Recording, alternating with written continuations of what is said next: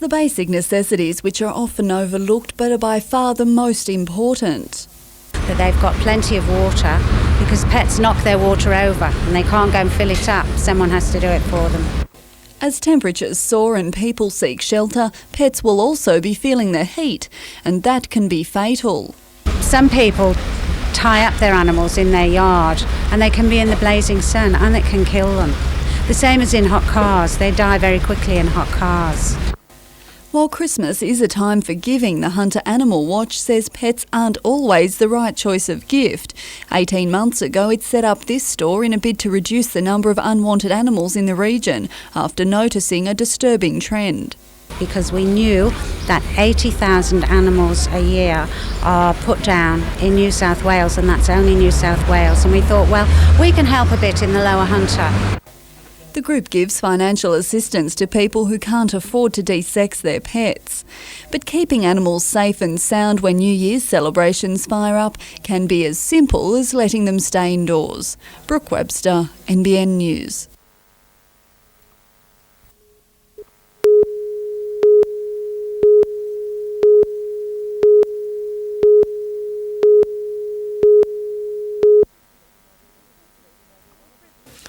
Christmas may be one of the busiest times of the year, but today the police presence at Fern Bay reminded drivers why they shouldn't hurry. This female driver caught doing 92 in a 70 zone, the speed exacting a hefty fine of $184 and the loss of 6 points from her licence. It's a scenario police are hoping to avoid in the coming weeks, today cautioning drivers to slow down. Observe the speed limits and to use the driver revilers every 2 hours. They are spread up and down the Pacific Highway and the New England Highway, and to use them as much as possible. Double demerit points are now in force till the new year, as will be random breath testing patrols and several radar hotspots. Police say taking the New England Highway route may help avoid some delays as people drive to coastal locations seeking respite from the soaring temperatures.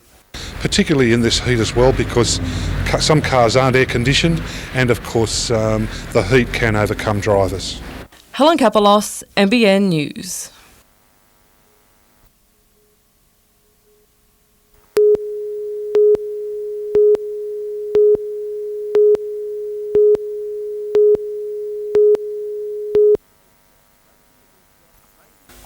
Racing is in Scott Slay's blood. He's a third-generation Corvette dealer, and even after the long flight from America, he took less than a day to hit a track for a drive.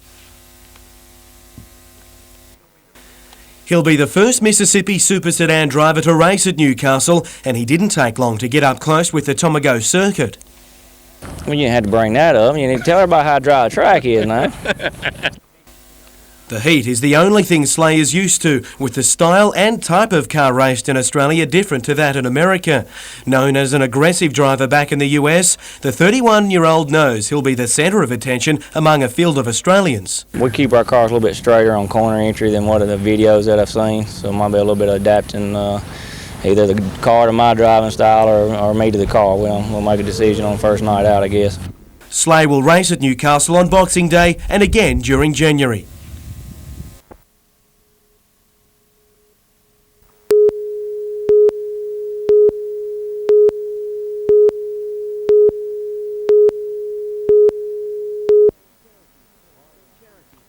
Charities rely on public support throughout the entire year, but at Christmas time that support becomes priceless.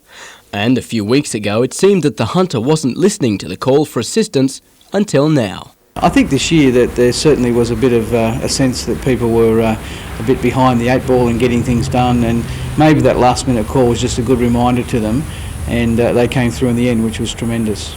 Mission Australia hope to provide nearly 700 presents and lunch for disadvantaged people tomorrow in Civic Park. Without the annual support, that's a mission impossible. The Hunter, from my experience, is one of the leading communities where they get in and they just help their fellow man, and they get behind people who are disadvantaged. Meanwhile, a combined churches group in Maitland have hosted a Christmas lunch for the less fortunate. We're giving everyone a Christmas dinner. We're thinking that there may be people in the city who were unable to provide that for themselves. So as a church we saw that as part of our role in the community. The show of Christmas spirit went down a treat for nearly 100 people. It's the first time that Maitland Ministers Association has hosted the festive lunch, but with continued support, say that it will become an annual event. Adam Harper, NBN News.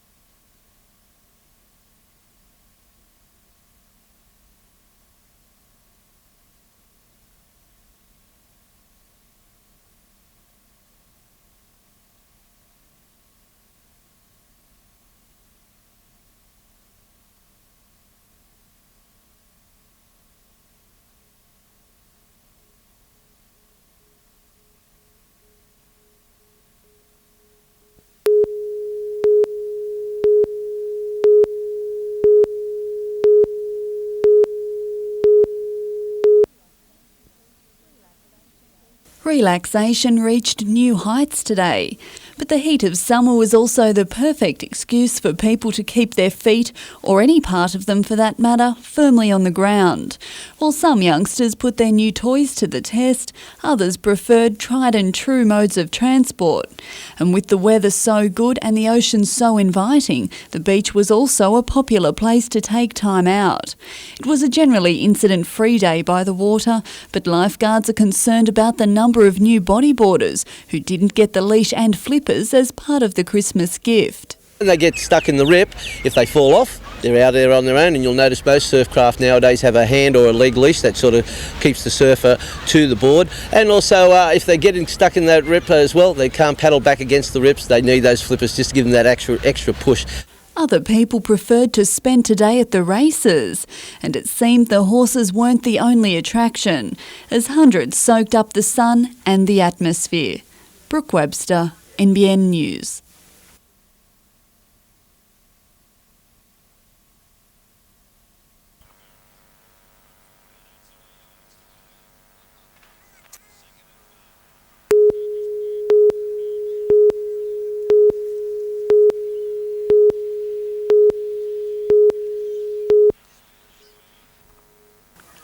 A slow start to the morning sales didn't last long.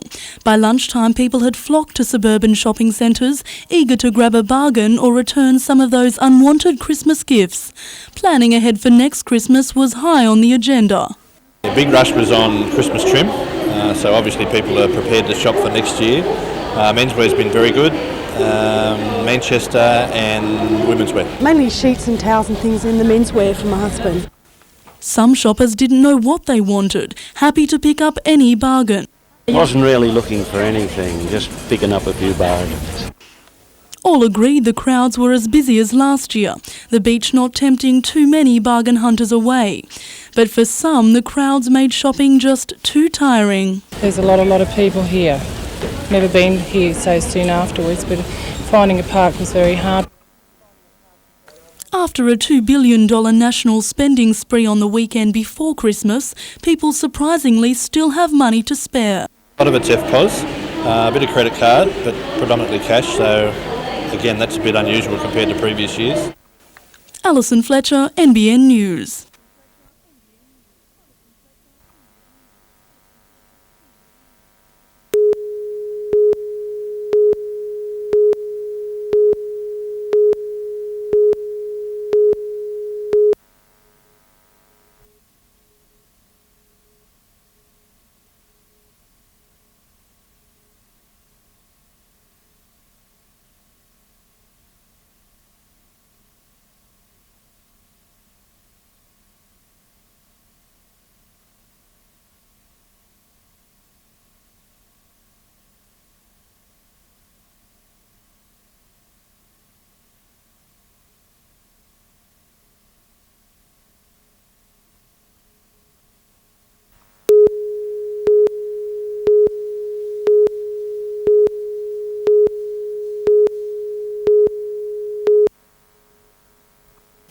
Coach Lee Sterry has said that Andy Harper and Asala Massey's injuries are improving, but running them on the field this Friday is a gamble. We've got options. We've got Daniel McBroom's been performing very well for a young guy out of the park. Come out of the local football and basically rolls his sleeves up. He changed the game a hell of a lot last game.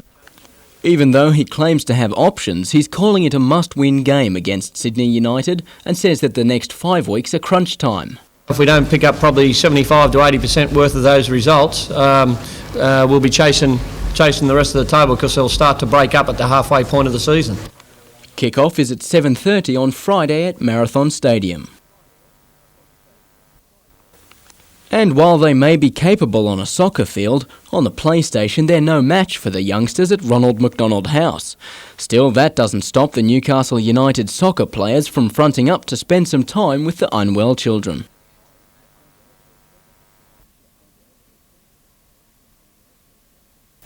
The soccer stars visit the hospital each year to brighten the day of the children, signing memorabilia as a belated Christmas gift.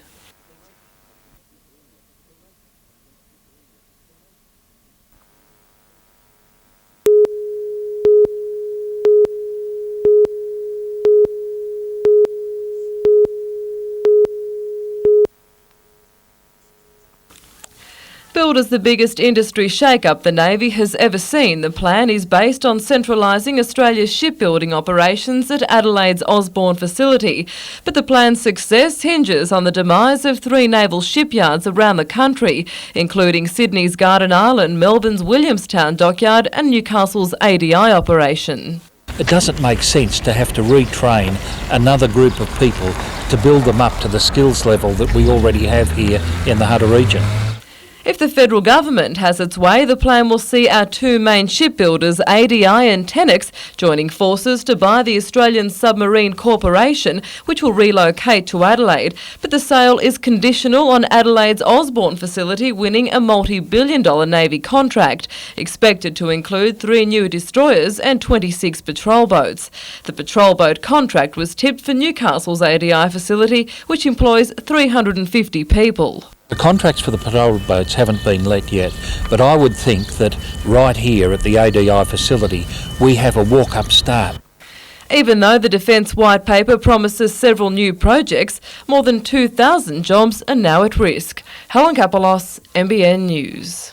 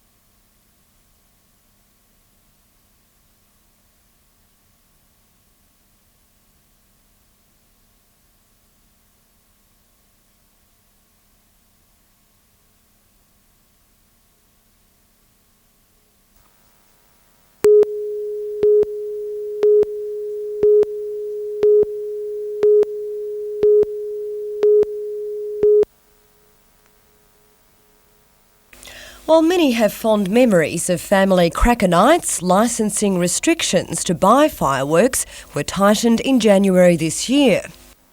Anyone, living in a build-up area can't get a permit, basically. Lachlan Bede is Newcastle's only fireworks selling agent and claims the black market has exploded. WorkCover and police inundated with complaints. What's happening is people are becoming aware that they're illegal, and people are now complaining. Their dogs hate them. They really go off the planet when they see it, and the fireworks go off in the area, and neighbours just won't take that anymore. It's claimed pyrotechnics are being bootlegged. The back trucks, that's the main one. People are still getting them in Canberra and also via internet sites. Amid enormous safety concerns, there are warnings the penalty for detonating illegal fireworks is $11,000. Vanessa Trezise, NBN News.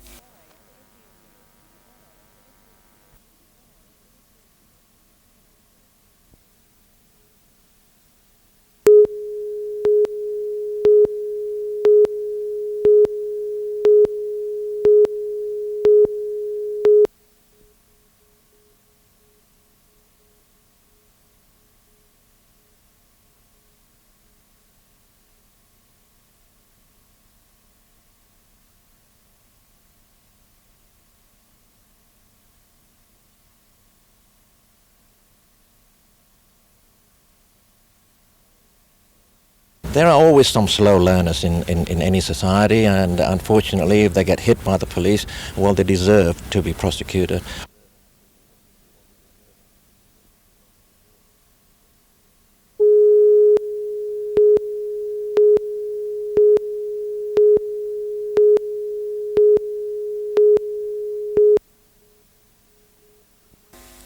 It was a 3-way shootout at training last night with Andy Harper, Daniel McBreen and Asala Massey all trying to get the nod in the starting side. McBreen did, with Massey to make his return from the bench and Harper to come back through the youth team. Harps is very keen to come back into the side, but at the moment he's not really right, so he'll play in the youth team in the early game, and certainly if he gets through that 90 minutes well and he's happy with the way the toe goes and I'm happy, we'll see what about Marconi the week after. And McBreen knows it. In his first NSL season, the young striker has impressed, but now has the added pressure of those returning. Got to really try a little bit harder, I guess, with Harps and Massey coming back. So, yeah, it's all good for the team. A bit more pressure on you, so maybe we can bring out the best. Massey's just happy to be playing at all after what's been a frustrating stint on the sideline. Quite happy with the way I'm going at the moment with the past few weeks, and I'm just happy to be back in the team. Meanwhile, the club today submitted its proposal to be admitted into the reduced 12-team competition that will start next season. Soccer Australia will announce which of the current 15 sides made the cut in March.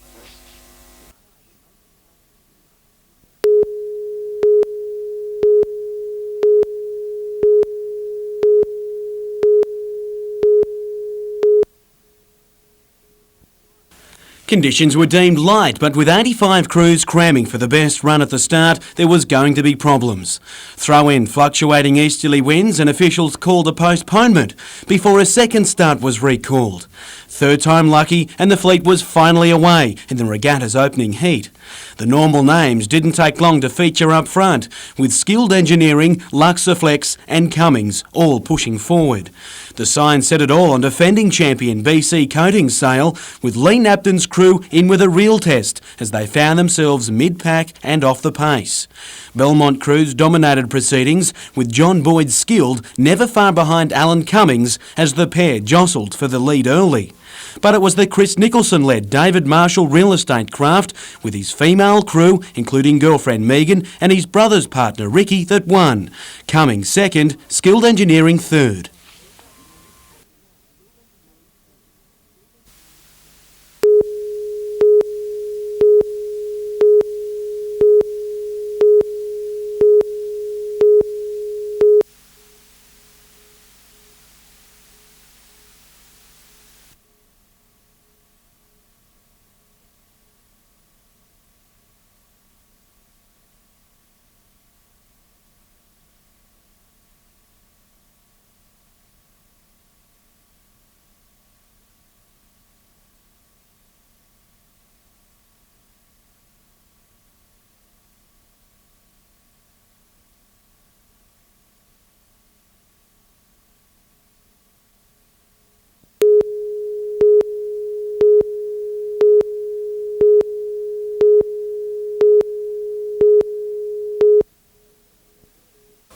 November and December have been record months for vineyards in the Hunter, with thousands of visitors sampling the region's produce each day. But there's more than just wine in the valley. Golf courses seem to be the flavour of the past year, with 3 being given the go-ahead in a matter of weeks. The general level of available accommodation is going up, in line with the increase in tourist numbers. The most recent development is next to the well-known McGuigan's Wines. It's an $80 million addition to the valley and is already underway, bringing with it more than just grapevines. It's everything from gardens to shops, wine, tourism, accommodation, lakes, all sorts of things. Stage 2 of the Hunter Valley Gardens development will see botanical gardens planted and more than 50 self-contained cottages, helping to cater for the wine country's 1.7 million visitors each year. The development also includes a health resort which will be built amongst the vines at Pilcolbin this year, a getaway from the temptations of wine tasting. Adam Harper, NBN News.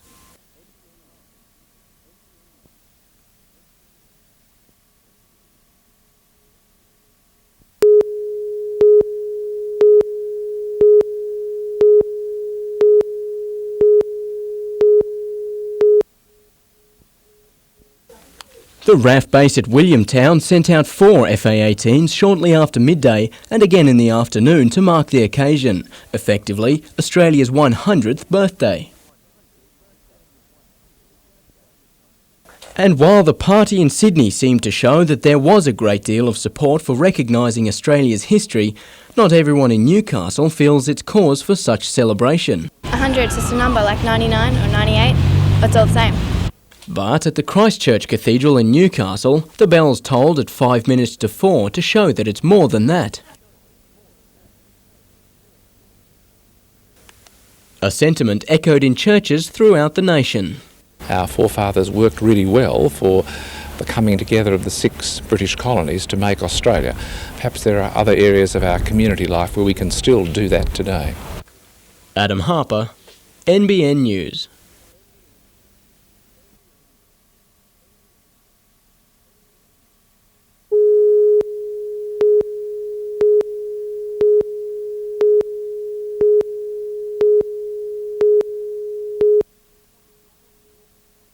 On a normal week, the pound receives between 60 and 70 dogs which have become lost or run away. Over the Christmas to New Year week, that number has been doubled, despite repeated warnings by the RSPCA. However, the pound didn't reach capacity this year, as it has done in the past. There certainly has been a reduction, we noticed that, but still it's very hard to be prepared when you don't know what's going to go on in the backyard next door to you, and that has been the problem area, backyard fireworks. If a pet with identification tags is turned over to the pound, owners have 14 days to claim it back. If they're not tagged, they only stay at the pound for 8 days. If the owner doesn't claim the dog in that period of time, then the society purchases that animal and may or may not put it up for sale. Today, the RSPCA was flooded by animal lovers and some people looking for a lost family member. According to staff at the pound, the only way to combat the influx of animals is to make desexing of pets compulsory. Adam Harper, NBN News.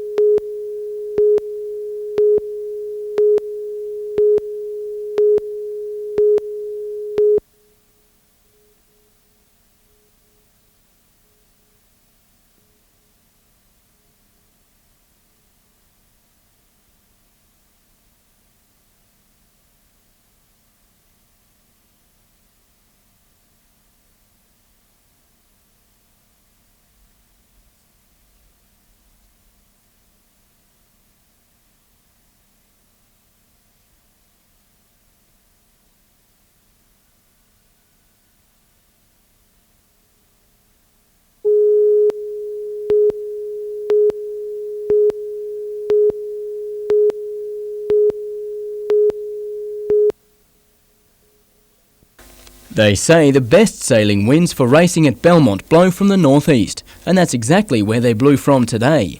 And when the skiffs lined up on Lake Macquarie to start Heat 4, wind speeds got up to around 40 kilometres per hour.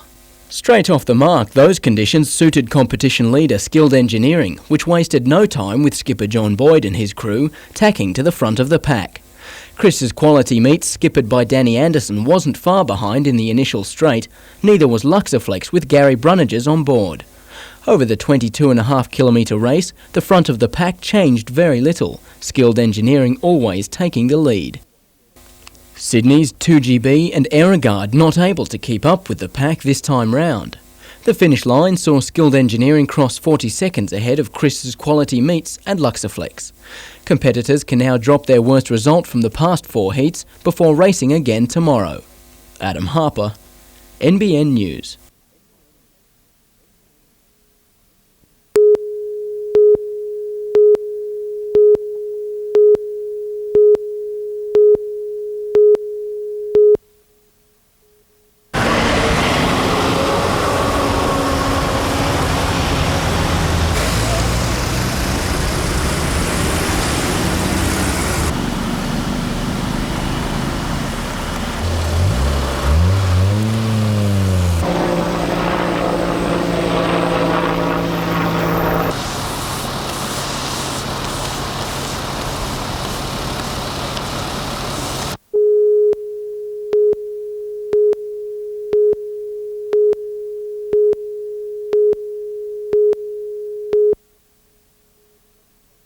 When Tony Mowbray set sail from Newcastle Harbour almost 3 months ago, his 8-year-old daughter Holly fired the starter's gun. Since then, he's sailed more than 9,000 nautical miles and today rounded St Helena Island in the Atlantic Ocean off South Africa. But about 2 miles to my left, I've got the island of St Helena, which I'm just in the process of rounding now. It's 11 o'clock at night here, and I've been rounding it for the last hour or so. The rounding holds special significance for daughter Holly. Tomorrow is my wonderful daughter Holly's 9th birthday, and I'm a little bit early, but I think I should dedicate the rounding of St Helena Island to my daughter's birthday. How about that?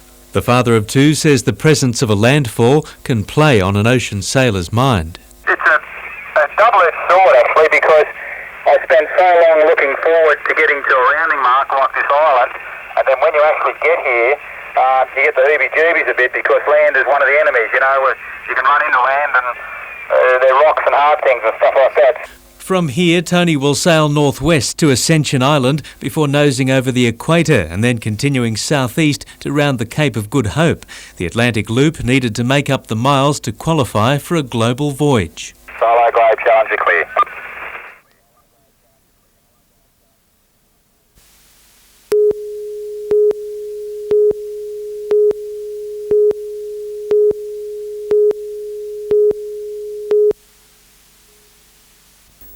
Since slicing his leg open in a surfing accident before Christmas, Andrew Johns' return to training has been limited to the bike and pool. I think Monday, Tuesday I'll be right to get back into full-time training, so I can't wait.